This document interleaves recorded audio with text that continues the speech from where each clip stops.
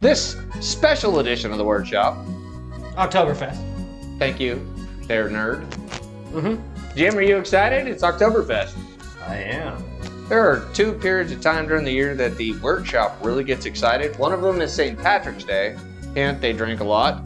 The other being Oktoberfest, where you drink a lot for a long period of time. Yeah, who doesn't like a month-long celebration of beer drinking?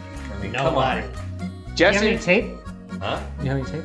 No. Okay. Well, Jesse, maybe I can craft one out of my chest hair. I broke my glasses while we were drinking it. Jesse really loves the sausage factor here. So we're really excited. Jim, what are we drinking today?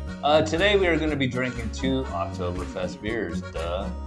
We have a 5.5% coming from Bell's, and we have from our friends at Golden Road a Fest beer coming in at 5.8%. Which is an amber. It's a collaboration with Spaten. Spaten is a really big brewery in Germany. Right. And it's nice to see that we have these international collaborations going on now.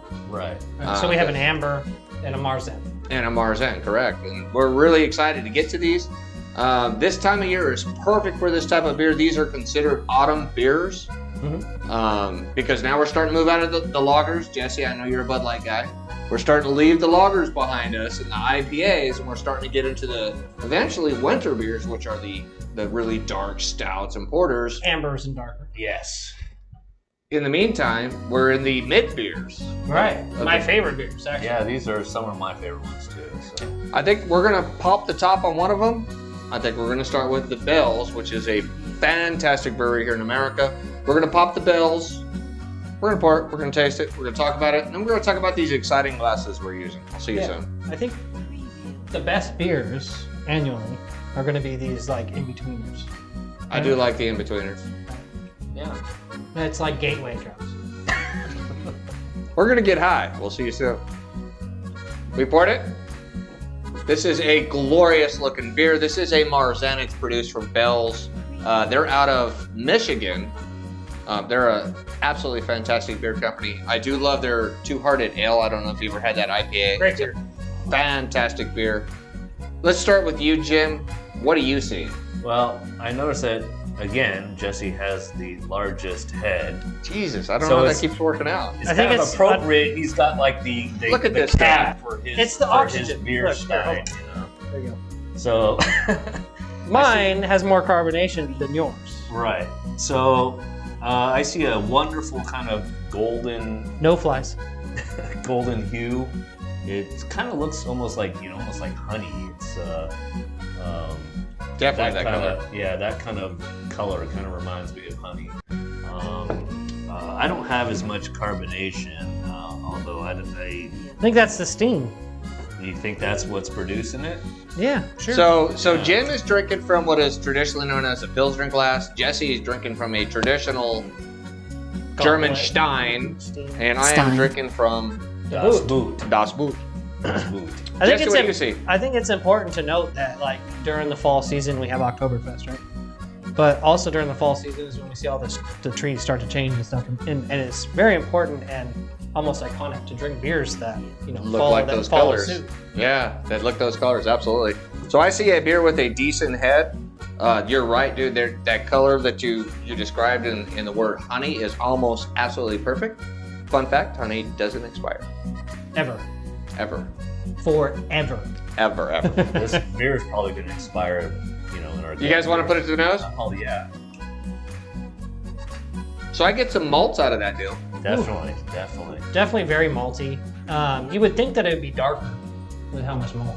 Right. It is a very light-bodied beer for having that much dominance in malt. I guess that's traditional for Marzen. Jim, are you getting anything extra out of there, or are you ready to taste? I'm just ready to taste. Let's do it.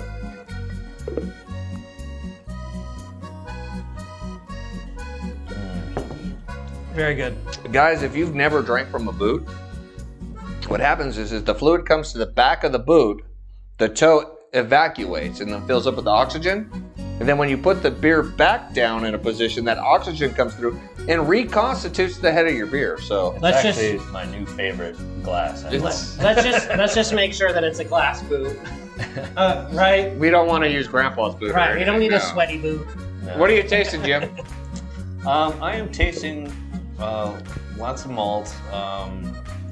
Kind of a bready. I get kind of a bready taste to it, like a yeasty kind of, Yeah, it's definitely bread. I would agree. I'm getting the same, like a breadcrumb, like a caramelized breadcrumb. It's very tasty, I think. Like a very mild pumpernickel.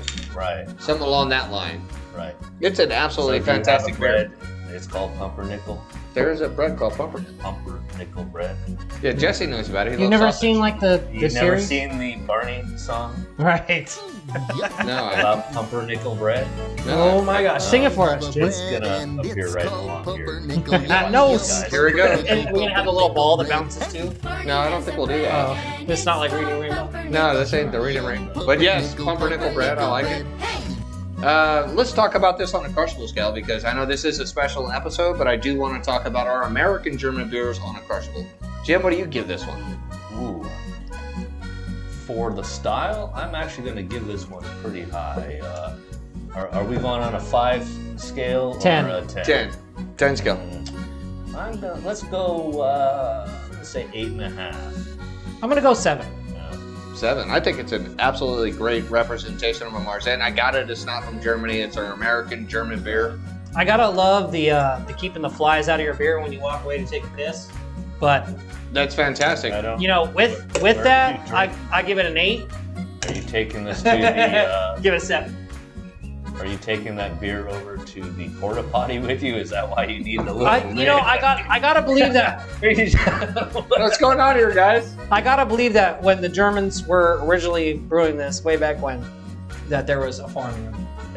You know what? After I actually have an authentic son of Lederhosen, and as difficult it is to take those. Wait. What This is why they're wearing the shirt hosen. No. And I could attest that it's probably very difficult to go to the bathroom. So there might be lots of flies. That might be how this came about. I just want to tell you that on that crushable scale, I'm going to go ahead and give this one a 7. Like they too. didn't I think it's a fantastic beer. Jesse? 7. Yeah, they didn't even have septic tanks back then, right? No, they just pissed out in the open. That's why they needed the lids. Right, exactly. We're going to go ahead and finish these Classic. beers. We're going to pop the top of the next one. We'll be right back. So we went in and poured this one. I did want to take a couple minutes to talk a little bit about the history of Oktoberfest. That's a good idea. October 25th, some prince and some princess got married. 1810. Princess, 1810. Right. They had a horse race to celebrate their marriage, and then people showed up and drank beer. And then the next year, they drank so much beer they decided to have it again. Thus, Oktoberfest was born. In the 1960s, the horse racing went away. People didn't even notice it was gone because it was replaced by exciting sports like the Devil's Wheel. Are you familiar with what that is, Jim? No. I was gonna say baseball. No, baseball didn't do it. The Devil's Wheel was this flat disc. Look here, this flat disc that people sat on, and it spun 100 miles an hour, and then it kicked people off the disc, and they threw pendulums at them, and they tried to lasso them off them. It's a crazy sport. I personally have been to plenty of Oktoberfest, especially here in America. I haven't been to the one in Germany, but I've been to the one in Wisconsin, La Crosse, which is amazing. I've been to the one in Big Bear, California, and I've been to the one in Torrance, California. Big Bear was fun. It's the Alpine Oktoberfest is really big too. All right, Let's start over. Tell me what you're drinking there, Jim. We are drinking a German-style amber coming in at 5.8%. It is from our fine folks at Golden Road, but it's a collab. It's with Spaten. It depends, what. Not to be confused with Spartans. What part of the country you're from. This is like the tomato thing. So, Spaten. Spaten. Yeah. So that's what we are drinking today. So it's an amber ale. I'm really excited to try it because amber beers are my favorite beers. Right. And I can smell it from here. It smells pretty good. I can smell the caramel notes. It almost looks identical to me. I mean, if you were to, put 2 glasses next to each other. You mean of the Marzen? Bells. And I think the Marzen was lighter. I think this is darker. I do agree with Jesse on this one. Yeah, that's very, very similar. Let's put it to the nose and see if the malts are stronger. Yeah, I don't know. I don't think so. I drinking almost nothing. I don't Yeah, I think don't they're think stronger. so. It's not as. I'm gonna say this is the winner on the smell taste. Yeah, I feel like this smell is like test. the lager of like the, you know, the autumn beers. So if the other one was like pumpernickel, is this like Wonder Bread? We wonder whether or not it's actually bread. Yeah. Yeah, right? Yeah, Well, let's taste it and find out.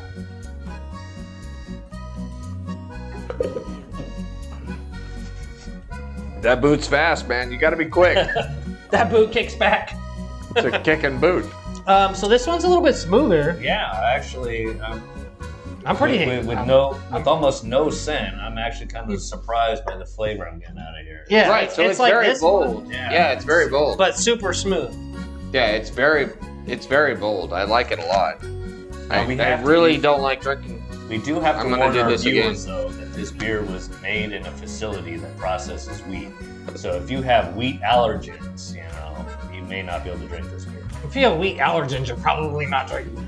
Right. I think this is great. So Happy clappy. All right, let's go. let's talk about this one on the crushable. Jim, start with you. This one? Going on the style again, I think I'm gonna give this one an 8. I actually like the other one a tad bit better. I think this one is still very good. I like it a lot, and you know, I'm really appreciating. You know, we're getting out of summer, we're getting into some different beers, so this really appeals to me. I like that. Jesse? A little bit lighter Mm-hmm. than the Marzen. Definitely smoother. I totally got a bone to pick with this guy. I can't get any flies in there if it's empty, right? More mosquitoes. I'm gonna go 8.5. 8.5. Wow. Very So you good. like Has you like Jesse- that beer better than the other beer? Has Jesse ever gone to 8.5? We weren't sure he could count that high. I'm not sure I've ever even gone 10 seconds, guys. So. Well, actually, he hit He had hit 10 with the coffee. the coffee beer. right? He hit a 10 on the coffee beer. Which Well, again, it's is not amazing. a 10 if we don't chug it, right? Well, let's do it. I'm gonna go He's already 8.5. done. I'm gonna go 9, but I'll chug anyways. I'll take the flies.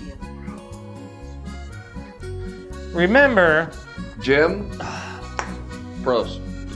pros, guys. Fuckers drink too fast.